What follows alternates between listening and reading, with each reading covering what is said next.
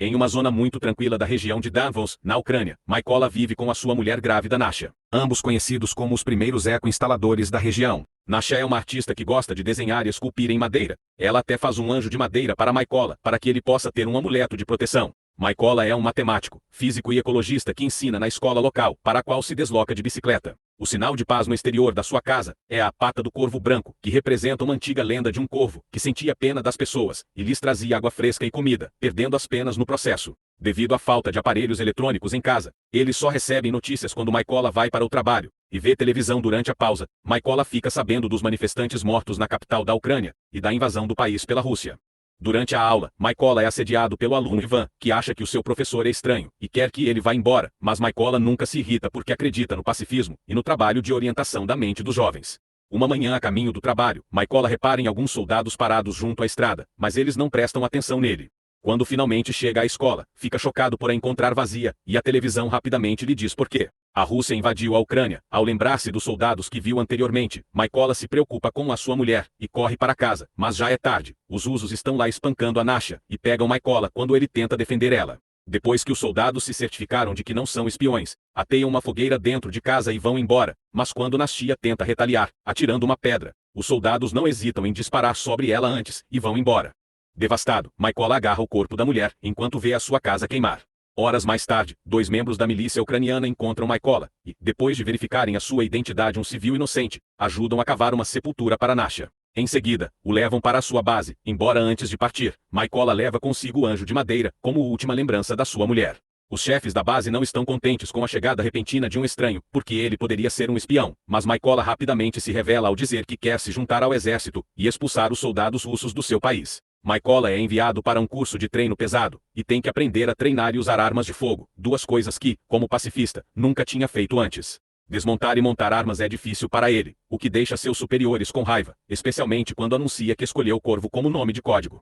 Mykola não se deixa abater e treina com mais força, ficando acordado até tarde para praticar com as armas, e mantendo o anjo de madeira por perto para nunca se esquecer do seu objetivo, vingar por sua mulher. Algumas semanas mais tarde, os estagiários ficam sabendo que não há atiradores suficientes e que o exército está procurando voluntários para o trabalho. Poucas pessoas estão interessadas, mas Mykola se voluntaria e os outros soldados riram dele. Ainda sem querer desistir, Mykola aceita um desafio para provar o seu valor. Desmonta e monta uma capa 47, com os olhos vendados, em menos de 20 segundos, ganhando finalmente o respeito de todos. Começam também a chamarem de Corvo, como ele queria. A parte teórica do treino de atirador furtivo é fácil para Mykola, graças aos seus conhecimentos de matemática e física, sendo capaz de fazer cálculos mais depressa do que os próprios professores. Também é excelente a seguir a regra número 1, que é manter-se absolutamente quieto e calado, mesmo quando um instrutor dispara no chão perto dele. Infelizmente, não se dá bem quando chega o momento do tiroteio, porque por alguma razão, deram uma arma diferente das outras, o tipo de arma de fogo, que não é adequado para tiro de guerra. Sempre que Mykola chama a atenção para este fato, dizem para ele resolver o problema. Mykola se recusa a desistir e elabora um plano para provar do que é capaz. O último teste de atirador é durante a noite, e os estagiários têm que disparar assim que um sinalizador é disparado pelo instrutor, e dá luz para verem o alvo. No entanto, Mykola ainda não dispara, usa a luz para calcular a distância, e quando o exame termina, dispara na escuridão total, e acerta no alvo exatamente no centro, algo que mais ninguém conseguiu. Mykola se gradua com a pontuação mais elevada, e acaba por ser destacado para uma unidade de primeira classe.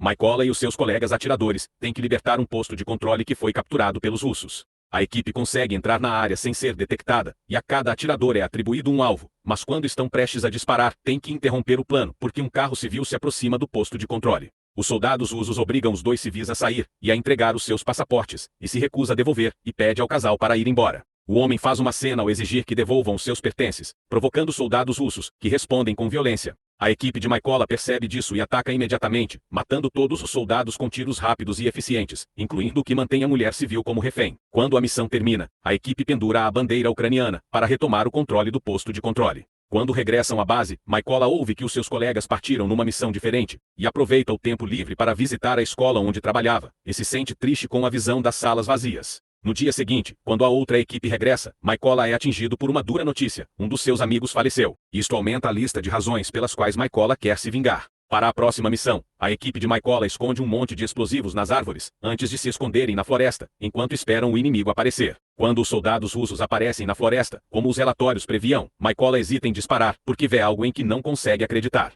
Ivan se juntou ao exército russo e está vindo com o resto dos inimigos. O capitão ordena que dispare e Mykola acerta no alvo, no detonador, matando todos os soldados russos, incluindo Ivan. Quando o capitão pergunta o que aconteceu, e ouve a explicação de Mykola, ele responde que Ivan tinha feito a sua escolha. Mais tarde, durante um intervalo, Mykola e o capitão ficam conversando sobre as suas memórias de casa. O capitão leva consigo uma fotografia da sua família, e explica que tem um acordo com a mulher para não contar às filhas a natureza do seu trabalho, para que elas pensem que ele está fora numa viagem de negócios. Mykola mostra o anjo de madeira, explicando que simboliza a sua própria família. Algum tempo depois, as forças ucranianas conseguem proteger as fronteiras. A equipe de atiradores se coloca em posição para esperar pelas forças russas, que estão se preparando para invadir esta região. Mantendo o anjo sempre com ele, Mykola se prepara para fazer o seu trabalho, mas perde a calma quando repara que entre os soldados russos, vê o soldado que matou a sua mulher.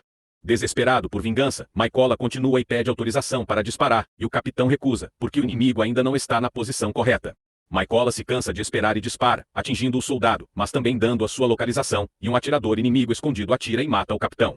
Enquanto os russos abrem fogo sobre eles, Mykola arrasta o corpo do capitão pelo campo, enquanto se esquiva de todas as balas e bombas. Horas mais tarde, quando Mykola finalmente consegue voltar à base, o seu superior promete que vai haver uma investigação para descobrir o atirador que matou o capitão, e, quando finalmente o encontrarem, vão chamar Mykola para tratar dele.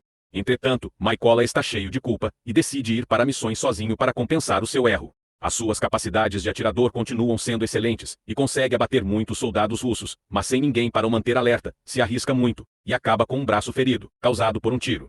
Mykola vai para um esconderijo secreto, para recuperar e ver as notícias, para se atualizar sobre o estado político das negociações com a Rússia, mas a sua pausa é interrompida por uma chamada importante. Acontece que o exército encontrou a localização do atirador que matou o capitão, por isso Mykola tem que voltar. Antes do início da missão, os soldados recebem toda a informação que foi recolhida até agora. As balas do atirador são de grande alcance, ele já matou 5 atiradores ucranianos, e o seu nome é Sarri. Para piorar a situação, grava todas as suas mortes, e publica os vídeos para os desmoralizar, e publicou a gravação da morte do capitão. Todas estas baixas permitiram identificar a localização de Sarri, e como não podem encher o local com minas, por causa de um depósito de cloro na fábrica de produtos químicos, onde o inimigo está escondido, eles têm um plano alternativo. Os seus atiradores vão abater os soldados mais baixos para abrir caminho, para que Mykola possa entrar e enfrentar Sarri. O primeiro soldado que encontra é o outro homem que tinha atacado a sua casa, e ainda se lembra de Mykola, dizendo que o devia ter matado ele da primeira vez. Depois de o matar com um tiro rápido e satisfatório, Mykola dá autorização aos seus colegas de equipe para atacar, levando todos os ucranianos a dispararem ao mesmo tempo, e a conseguirem varrer a área, sem darem qualquer alerta. Restam apenas 2 atiradores russos, incluindo Sarri. Não perceberam que tinha algo errado, até deixarem de receber mensagens nos comunicadores, e foram ver os seus colegas soldados, e encontraram todos mortos. Enquanto Mykola aproveita a oportunidade para entrar no edifício sem ser detectado, Sarri pede reforços, e manda o outro soldado vigiar, antes de voltar para seu lugar, onde fica surpreendido, ao ver um pequeno anjo de madeira. Nesse momento, Mykola aparece e salta para cima de Sarri, para o matar com uma faca, enquanto o outro soldado russo é vítima de uma granada que o espera. Depois, os reforços que Sarri pediu chegam à zona, e Mykola usa o rádio de Sarri para dizer aos novos soldados que vão pagar pelo que fizeram. Assim que o caminhão russo estaciona, os soldados ucranianos abrem fogo sobre ele, eliminando todos os alvos, em segundos. Agora que Mykola vingou a sua mulher, o seu amigo, e o seu capitão, decide fazer uma pausa e voltar para casa para visitar Nasha, e conserta a cruz que caiu. Infelizmente, por mais que sinta falta da sua casa, não pode ficar porque tem muito mais trabalho a fazer pelo seu país. Em breve está em outra missão a solo, pronto para abater soldados russos, e todos que forem necessários. O professor de liceu se torna o atirador mais mortífero, usando a matemática e a física. Se inscreva no canal, deixe seu like. Obrigada por assistir.